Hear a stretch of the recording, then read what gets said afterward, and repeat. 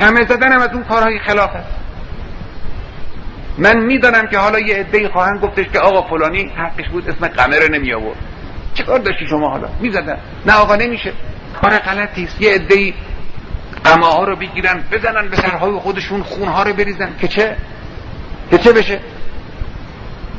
کجای این حرکت عزاداری است؟ تو سر زدن عزاداری است. شما نگاه کنید ببینید کسانی که یک مصیبتی براشون پیش میاد تو سرشون میزنن، تو سینه‌شون میزنن. این عزاداری است، عزاداری معمولی است.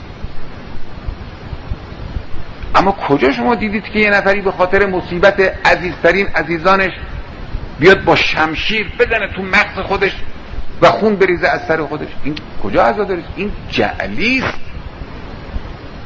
اینها چیزایی است که از دین نیست. بلا شک خدا راضی نیست.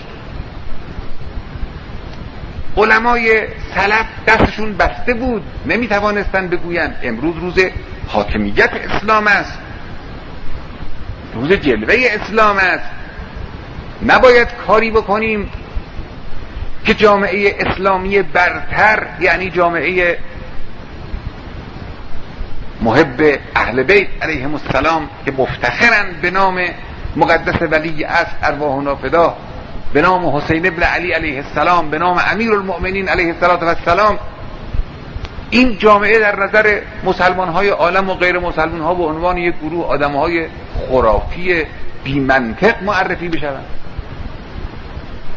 من حقیقتا هر چی فکر کردم دیدم من نمیتوانم این مطلب رو که قطعا یک خلاف است، یک بدعت است، این رو به اطلاع مردم عزیزمون نرسونم. نکنن این کار را. بنده راضی نیستم. من قلبا اگر کسی تظاهر به این معنا بکند که بخواد قمه بزند، قلبا من از اون ناراضی هست. این قطعا خلاف است. این امام حسین به این معنا راضی نیست.